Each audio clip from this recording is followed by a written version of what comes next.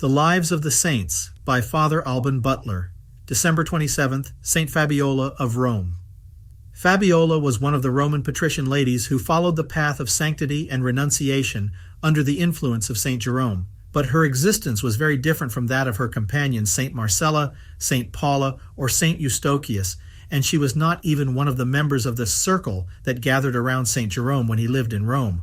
Or, if he was, there was a cooling or a break in relations, since Fabiola was of a very lively, passionate, and capricious character, and when her husband's dissolute existence became intolerable to her, she obtained a civil divorce, after which, while her husband was still living, she united with another man.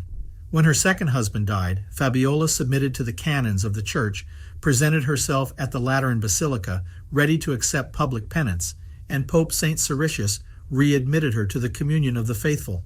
From then on, the lady dedicated her entire fortune to works of charity, gave considerable sums to all the churches and communities of Italy and the neighboring islands, and founded a hospital for the sick, whom she collected in the streets of Rome and whom she attended personally.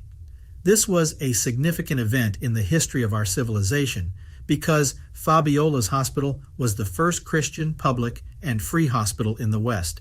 In the year 395, Fabiola traveled to Bethlehem to visit St Jerome, accompanied by a relative named Oceanus, and there she stayed with St Paula and St Eustochius. At that time, St Jerome was in dispute with Bishop John of Jerusalem on account of the controversy with Rufinus over the teachings of Origen, and various attempts were made, even fraudulently, to gain Fabiola's sympathies and influence for the bishop's camp, but all attempts to destroy her fidelity to her holy master failed. Fabiola wished to remain in Bethlehem until the end of her days, but it was evident that the contemplative life of the consecrated women who had gathered there to form a community did not suit the saint, who needed constant company and activity.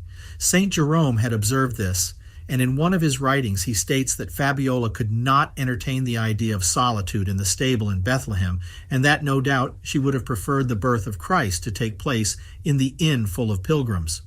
It was the threat of an imminent incursion by the Huns that made her decide to leave Palestine. The hordes of Attila had invaded Syria, and Jerusalem itself was in danger, so St. Jerome withdrew with his faithful disciples to the coast for some time. When the danger had passed and all returned to Bethlehem, Fabiola set out on the return journey to Rome. At that time, a priest named Amando posed a question to St. Jerome. Could a woman who had been forced to unite with another man while her dissolute husband was still alive, without prior canonical penance, be received into the communion of the Church? Such a question evidently referred to the sister of the priest Amando, but the general opinion was that St. Jerome had been questioned in connection with the case of Fabiola as a probe into the saint's ideas. In his reply, St. Jerome made no mention of Fabiola, but rejected the terms would have been forced, which figured in the alleged case. If your sister, replied the saint plainly, desires to receive the body of Christ without being held accountable as an adulteress, she must do penance.